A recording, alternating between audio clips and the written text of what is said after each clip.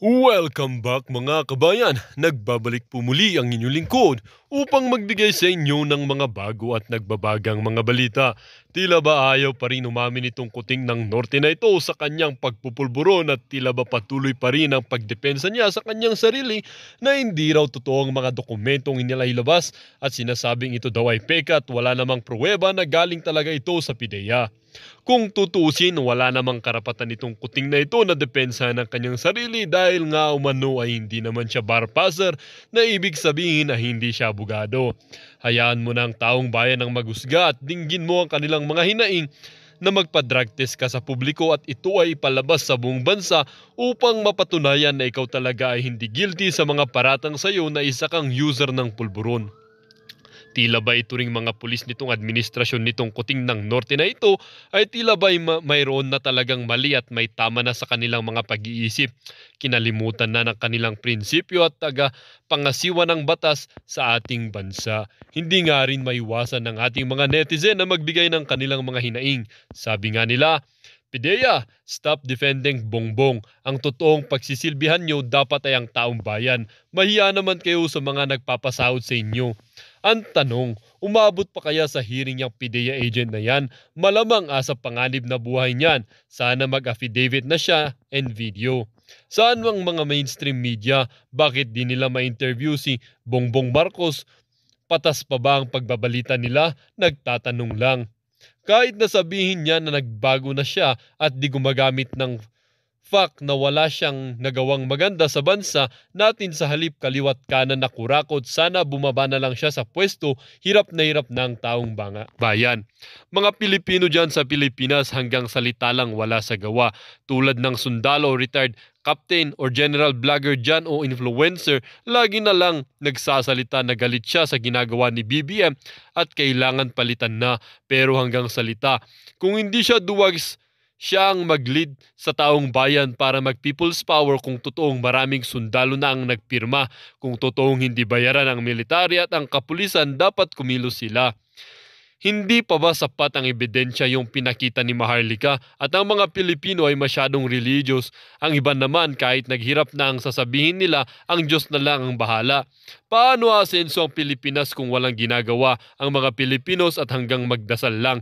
Hayaan na dumami ang korupsyon dyan at dumami ang drugs at ang karamihan dyan kahit generals mabayaran yan. Lahat takot o duwag mag-people's power kasi hawak ni BBM adik at Lizatanas Marcos administrasyon ang military at PNP generals. Well, para nga sa buong impormasyon ay panoorin ang buong video. At kung bago ka pa lamang sa aking channel, huwag kakalimutang mag-subscribe, pindutin ang notification bell at piliin ang all upang laging maging updated sa mga bago at nagbabagang mga balita. At sa mga solid viewers naman natin dyan, maraming salamat naman po sa patuloy na pagtangkilik sa ating channel.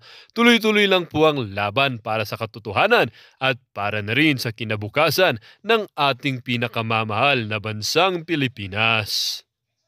Dito tayo sa controversial na PIDEA leaks ba? Dahil sumagot na ang Philippine Drug Enforcement Agency patungkol doon sa expose nitong si Maharlika. Matatandaan, meron siyang 3 dokumento na inilabas patungkol sa operation laban dito sa di umano'y paggamit ng illegal na droga ni Pangulong Bongbong Marcos. Hindi siya Pangulo pa during that time, 2012. At pinapasinungalingan ito ng PIDEA sa kanilang certification. Basahin ko lang ulit itong certification nila, attorney.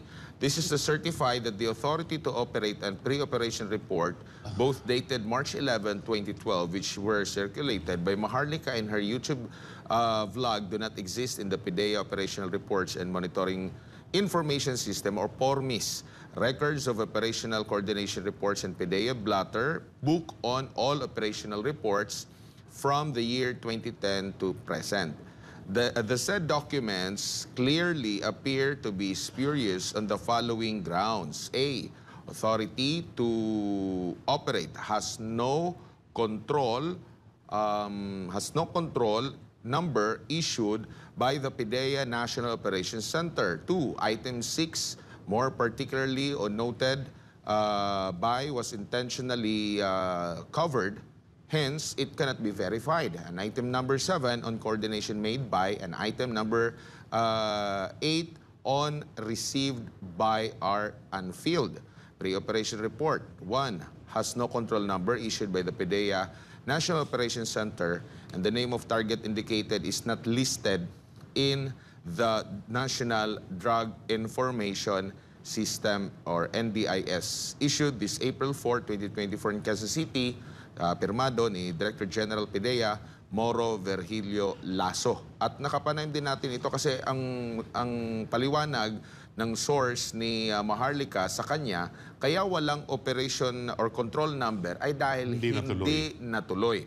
Tinanong ko nga ngayon kagabi ang taga-PDEA, yung tagapagsalita nila, tinanong ko kung lahat ba ng mga pumapasok dyan sa formis ninyo, kahit yung mga hindi natuloy na mga operasyon ay magre-reflect doon.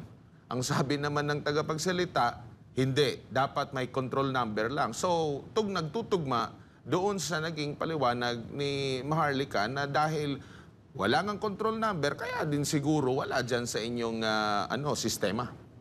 Well, una-una, yung sinasabi nilang computer system, hindi po yan relevant. Kasi hindi naman po electronic document itong pinakita ni Maharlika. Ordinaryong papel po ito. Ito po ay pre-printed, no? Fill in the blanks nga eh.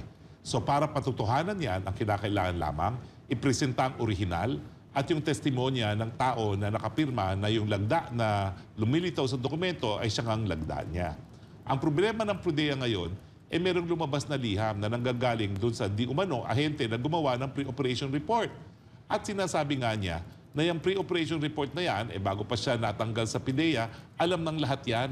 Dahil yung kanyang confidential informant na nagbigay ng impormasyon na isang artista at si Presidente ay gumagamit ng pinagbabawal na droga dyan sa isang mamahaling condominium sa Makati, ay yun nga po, no, na may informant na ganyan, no, na palaging nagkakaroon sila ng session, kumbaga pulburon session dyan sa Makati. No? At yan ay public knowledge dahil siya mismo nag-interview ng confidential informant. So ibig sabihin po, kung susundin natin yung rules of court, mukhang pinaninindigan ng tao na nakalagda dyan sa dokumento na yan, na totoo nga yung dokumentong yan. So kahit anong sabihin nilang ano tawag doon sa system nila? Formis, PDEA Operational dyan, Reports. ay nako, miski sa hukuman po, hindi kinakailangan yan.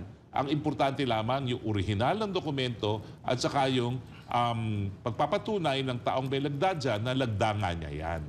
So yun lang po ang kinakailangan sa ordinaryong mga paper documents. No? Yan po ay isang ayon na sa rules of court.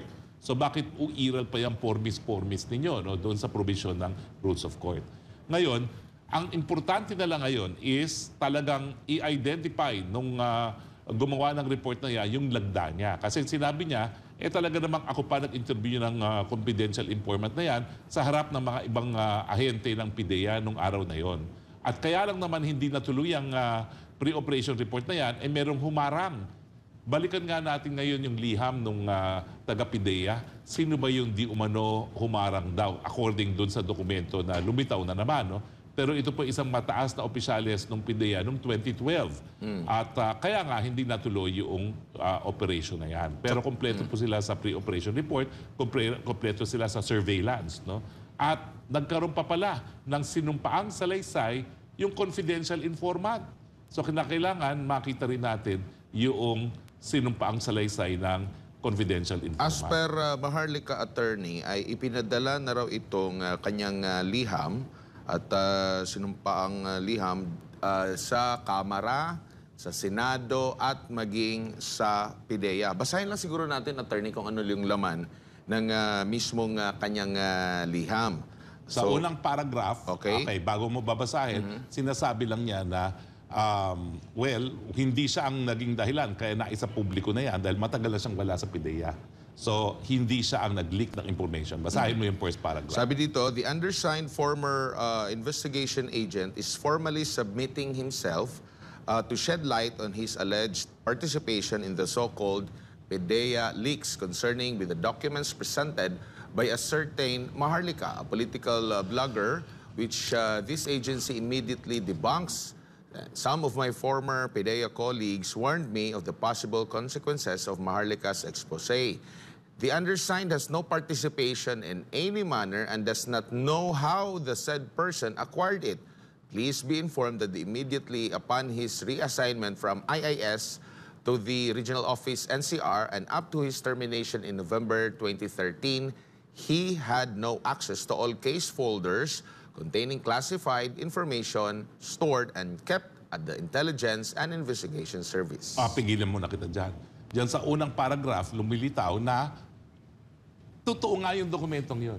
Ang sinasabi lang niya, hindi sa akin ang galing. Hindi ako nagpakalat. Dahil matagal na akong wala dyan sa PIDEA. No? At yan ay nasa kustudiya ng PIDEA. Itong pangalawang paragraph, ang pinaka-importante sa tingin ko. Sabi dito, concerning the classified information relative to the documents that the political blogger is allegedly referring to against actress Maricel Soriano and politicians Bongbong Marcos and others, it is common knowledge at the agency's compound that the undersigned was the one who personally interviewed the said confidential informant on March 10, 2012. Tatranslate po natin yan.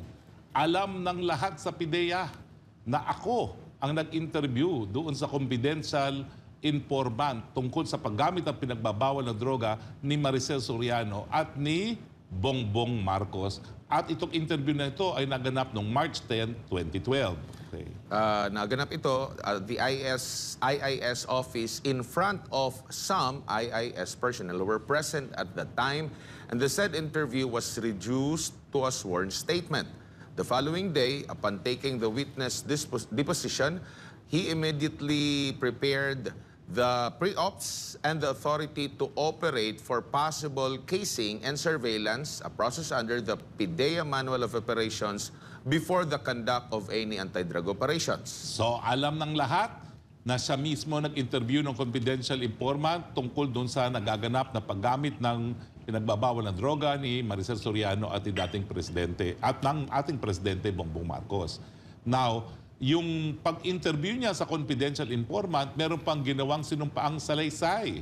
Okay? At dahil nga dito sa sinumpaang salaysay ng confidential informant, siya mismo ang gumawa ng pre-operation report at ng, ano pa isa, dalawa yun pre-operation report, pre-ops, and the authority to operate. So dalawang dokumento yung pinrepair niya.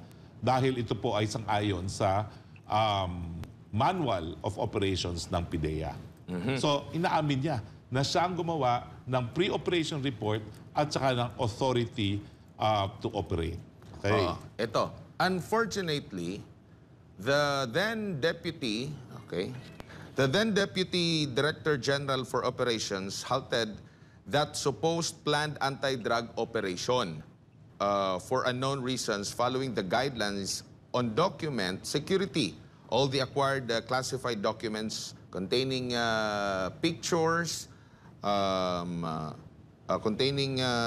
Saan ako? Nawala na tuloy ako. Following the guidelines of document security, all the acquired classified documents were securely placed in a folder with a blue cover sheet, confidential, containing pictures of some personalities while using illegal drugs inside the suspected high-end condo unit, and the sworn statements given by the CI, including the memo dated March 10, 2012, addressed to the IIS, and together with the pre-ops and authority to operate, were securely stored and kept at the IIS office.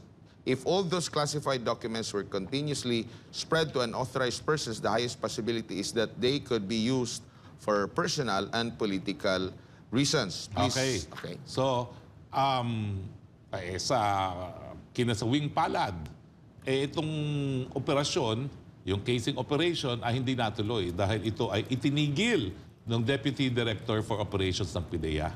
Pero lahat itong mga dokumentong ito, pre-operation report at saka yung authority to operate, ay itinago ng mabuti. At dahil kapag ito ay lumabas, ito ngay magagamit laban doon sa mga pinaghihinalaan. Okay. And sabi niya dito, please spare me from this mess. During the late President Aquino's administration, I suffered greatly from the agency's former crooked chief.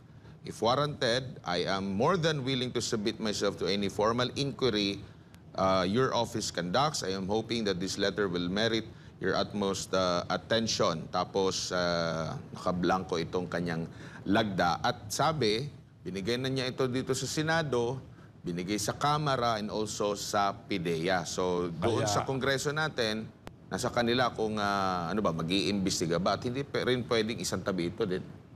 Well, siyempre, yung last na sinabi niya is, kaya pwede ba, wag niyo kong idawit sa gulong ito.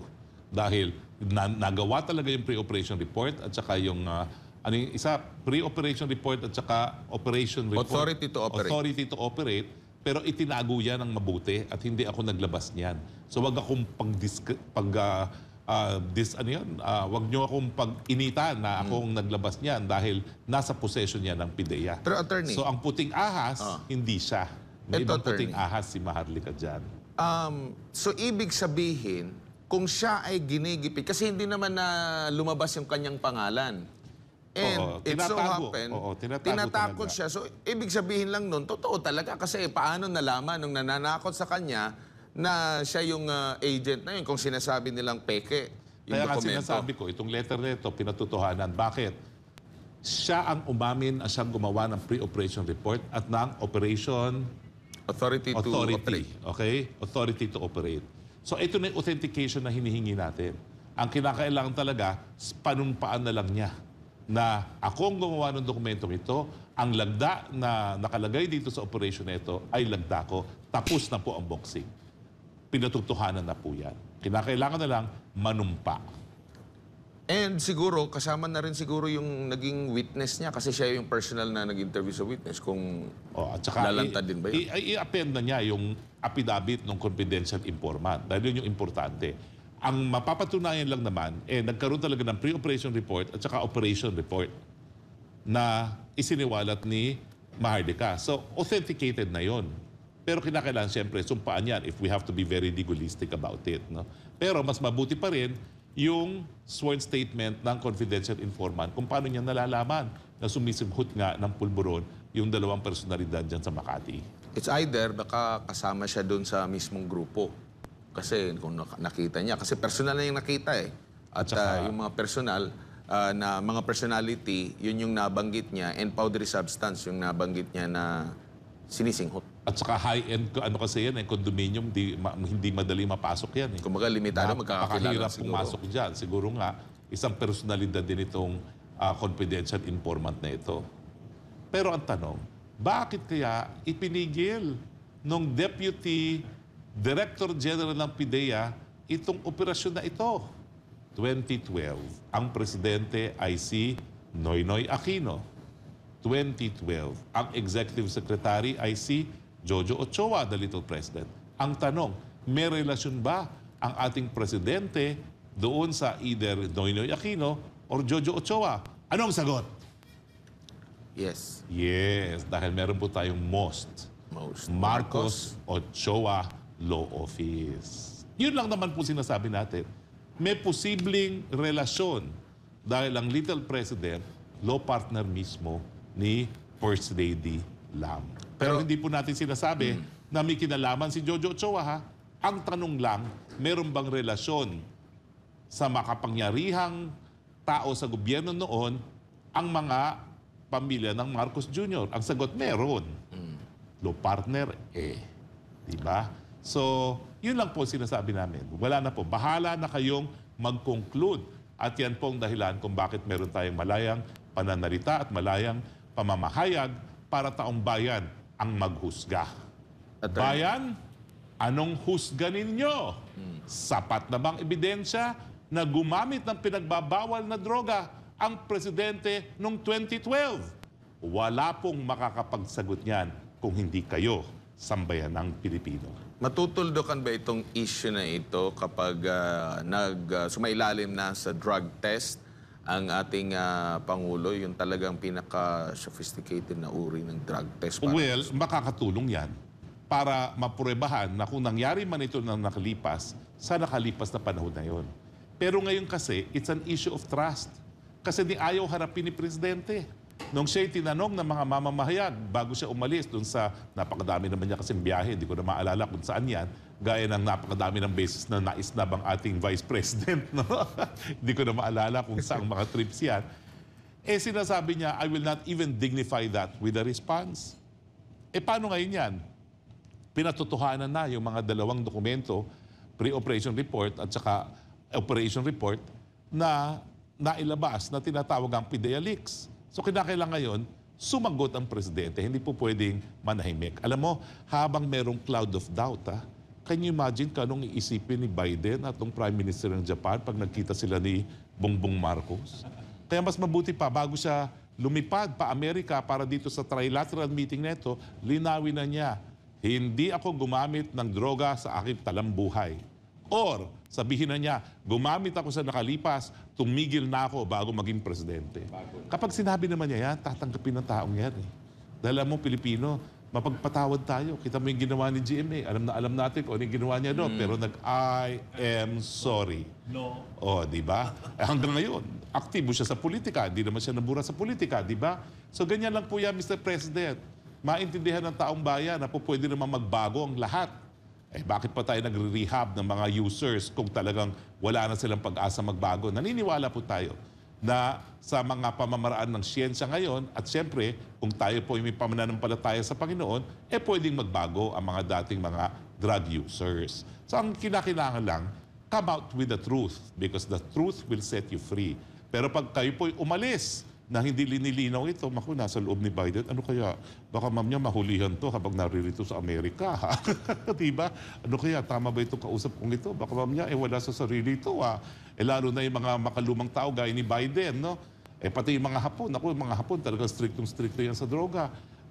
Paano naman, no? Kakahira naman yan. Baka ma'am niya, pagdudahan siya. So sa akin, come up with the truth. Yung drug test will help para sa estado niya ngayon. Pero yung katotohanan will completely liberate him. Dahil kita mo si Prince Harry umamin sa kanyang libro na gumamit siya ng cocaine. Baka antayin pa natin nga magkaroon ng libro. Ewan ko ba, si Prince Harry, kita mo, mayroon ba nagkondena kay Prince Harry?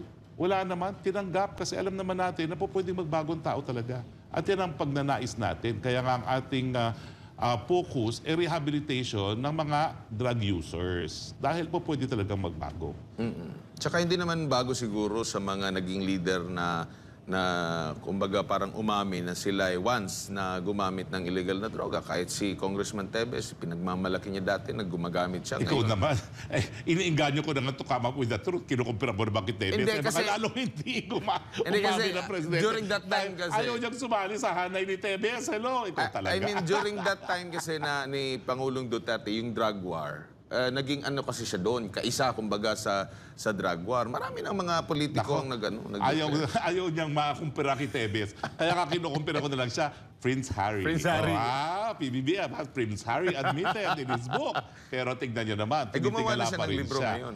Kasi nga, nagbagong buhay, di ba? Ikaw naman gusto mong maging Pero model si 20 Arnie yun nga. Tevez. 2012 Lalo hindi amin yan. 2012 pa siya, 2012 pa ito nangyari ito. It was a pwede pa- different lifetime. Different paano kung lifetime. lumabas yung sinasabing video na mas latest? Mahirap Ewan ko din yun. ba? Well, yun na nga ang problema. Kaya siguro hindi nila maintindihan. Pero huwag po kayo umalis ng Pilipinas na may ganyang duda sa inyong estado ng pag-iisip. Yan po ay magiging masama para sa... Alam mo, mabuti na lang nandyan si Senator Amy. Oo No? nga. Kasi kapatid siya ng presidente. Mas nakakatandang kapatid. So, naintindihan ng taong bayan na talagang parang may mali sa mga pulisiya ng presidente. Dahil kung pati yung kanyang ate, yung kanyang manang, ay tumututol sa kanyang mga pulisiya, baka mga hindi nga tama itong paggagawa ng kanyang pulisiya. No? Samantala, pinunan ni Senator Amy Marcos ang tila pagtatapang-tapangan ng gobyerno sa isyu po ng West Philippine Sea. Sambit niya, hindi nga rin masiguro ng pamahalaan ang kakayahan ng mga armas ng bansa, gayong tila nagpapaka-agresibo tayo kontra China. Si Troy Gomez sa report. Sa isang mensahe para sa Araw ng Kagitingan ay tila binatikos ni Senadora Amy Marcos ang gobyerno kaugnay sa issue sa West Philippine Sea o WPS. Ayon kay Amy, hindi dapat susugod sa gyera ang Pilipinas na walang dalang sandata sa kabila ng ginagawang pagpapanggap at pagngangakngak. Kasabay nito ay pinuna ng senadora ang kakulangan sa pangunahing produksyon ng mga armas at bala ng Government Arsenal o GA noong nakarang taon kahit na tumaas anya ang gastusin ng 420%. Batay sa ulat ng Commission on Audit o COA, hindi nakapag-produce ng sapat ang GA. Isang ahensya sa ilalim ng Department of National Defense ng mga maliliit na armas at bala kahit na naglaan ng halos 455 milyong piso mula sa kanilang budget para sa Maintenance and Other Operating Expenses o MOOE ng taong 2023 kumpara sa tanging 87.4 milyong piso lamang noong 2022. Ikinalulungkot ng senadora ang naturang balita ng COA kaugnay sa nasasayang na pera. Kaugnay nito ay tinanong niya kung ang buhay ng mga men in uniform ay masasayang na rin sa gitna ng lumalalang tensyon sa pagitan ng Pilipinas at China sa West Philippine Sea. Gayunpaman, iginit ni Marcos na tanging isang makabuluhang dialogo sa pagitan ng Pilipinas at China ang magsasalba sa sitwasyon na nagsisimula pa lamang lumala. At siya ay naniniwala na ang susi ay nasa kanyang kapatid na si Pangulong Bongbong Marcos. Binigyang diin ng senadora na siyang nanguna ng Committee on Foreign Relations sa Senado ang pangangailangan na taasan ng antas mula sa karaniwang pagpasa ng note verbal tuwing may insidente sa di pagkakaunawaan sa pinag-agawang teritoryo sa WPS, habang itinutulak ang multilateral na pag-usap sa lahat ng mga umaangkin sa teritoryo, kabilang ang Pilipinas, China, Brunei, Vietnam, Malaysia, Indonesia at Taiwan. Muling sinabi ng senadora na kailangan dalhin sa ASEAN at sa United Nations, sabay diin na hindi tayo maaaring gumawa ng pare-parehong bagay ng paulit-ulit at asahan ang magkaibang resulta sa bawat pagkakataon. Para sa Diyos at sa Pilipinas kung mahal, Troy Gomez nag-uulat, SMNI News.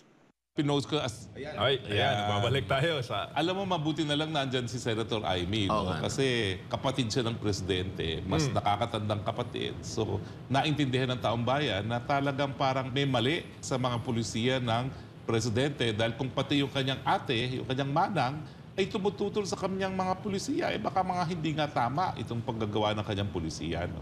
Nakasaad po kasi sa larangan ng batas na panlabas o international law na talagang lahat ng sigalot ay dapat ayusin sa pamamagitan ng diplomasya, pag-uusap at iba pang mga mapapayapang paraan. Ang hindi talaga natin maintindihan kung bakit nagsimula pa lamang naman ang Presidente Duterte dati na gawing moderno ang ating hukbong sandatahan, parang ang tapang-tapang na natin na kaya nating manalo sa isang gera. Hindi pa po.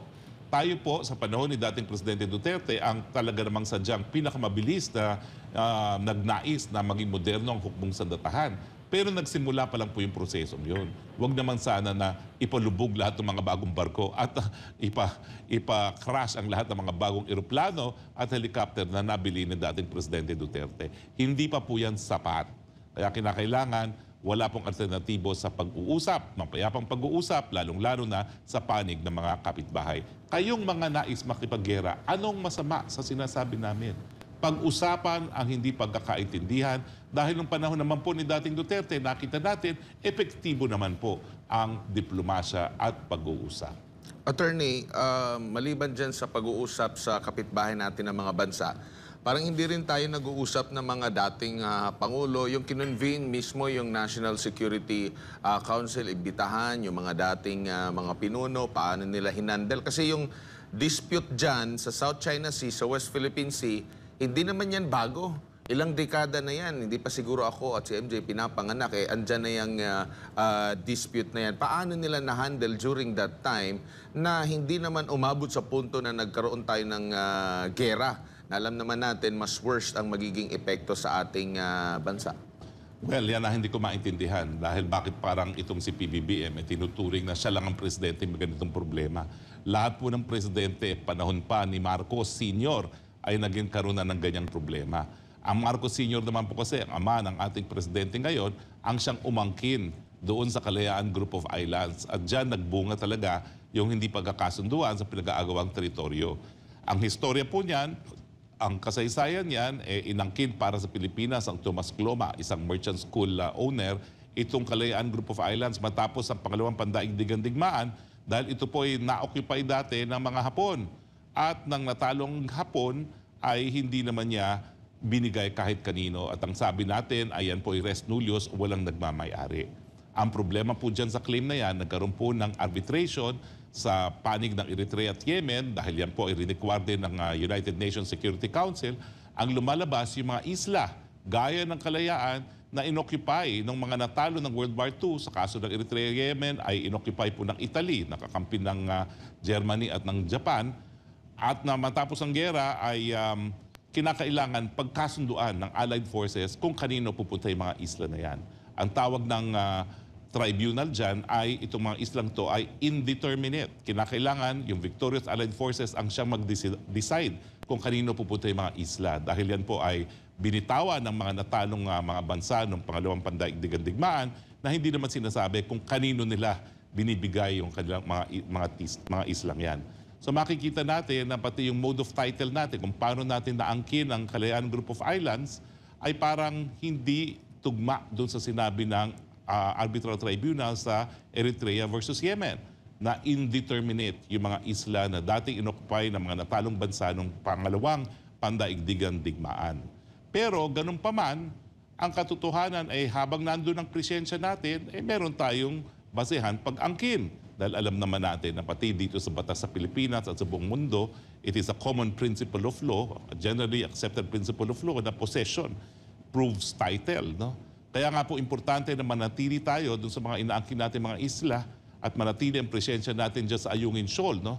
Kaya ang pinagtataka ko, bakit gumagawa ng mga hakbang ngayon ang gobyerno ni PBBM na maging dahilan para mapaalis tayo dyan sa Ayungin Shoal? Kapag tayo po nagpilit na magdala dyan ng ibang mga bagay-bagay, at least kung lantaran nating dadalhin yan, dapat po diskartehan lang yan, bukod pa sa tubig at sa pagkain, baka mamaya pagbawalan na pati tubig at pagkain dahilan para mapilitan tayong alisin ang ating mga kasundaluhan sa Ayungin. Dehado po tayo dyan pag tayo inalis natin ang mga sundalo natin dyan. So dapat meron tayong diskarte para hindi lumubog ang barko at ginagawa naman po yan ng lahat ng administrasyon. Hindi lang naman po si PBBM ang humarap sa ganitong problema at siguraduhin na mananatili ang presensya ng ating kasundaluhan dyan sa Sierra Madre. Imbis na makipag-alyansa tayo, patatagin yung alyansa natin sa Estados Unidos, sa Japan, iba pang mga US allied countries, bakit hindi na lang mas paigtingin natin ang ating kooperasyon sa ating mga kapitbahay dito sa Timog Silangang Asya, Attorney, considering na umpisa na ng ASEAN ito, lalo na yung tinatawag na Code of Conduct. In fact, dun sa kanilang 2021-2025 ASEAN-China Strategic Partnership for Peace and Prosperity, kabilang na itong Code of Conduct dyan po sa South China Sea na napag-uusapan. At least, mga kapwa-Asyano, magkakapit-bahay lang. Walang interference mula sa west, no? Mula sa malayong lugar na hindi naman nila naiintindihan. Yung, yung mga kultura, malapit kasi din yung ating kultura. Mas madali siguro makipag-usap kasi kapwa tayo mga Asyano. Kasi nag-iisa tayo sa Asia na pumapanig sa Amerika. Nagsalita na ang bagong halal na presidente ng Indonesia. Nagpunta na siya sa China at ang sinabi na nais niyang lalo pang palakasin ang malakas ng relasyon sa panig ng Indonesia at ng China.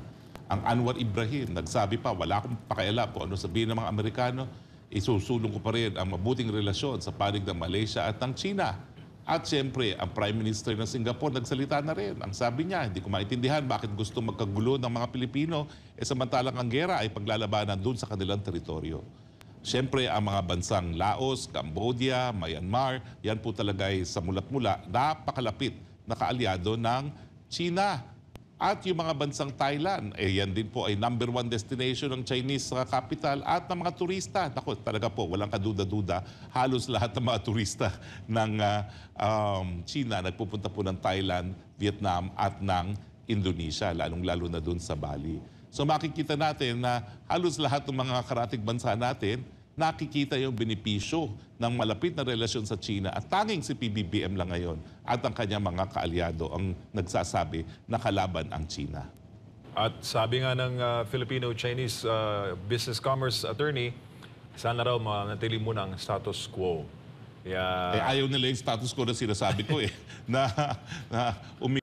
Well, dito nga nagtatapos ang bidyong ito. Kayo naman po ang aking tatanungin mga kabayan. Ano naman po ang inyong mga reaksyon sa balitang ito?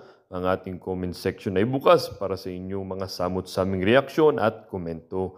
Lagi niyo pong tatandaan na bilang isang mamamayan ng bansang Pilipinas at bilang isang butante at bilang isang matapat na mamamayan na nagbabayad ng buwis dito sa bansang ito ay kailangan din natin magsalita at mag-react.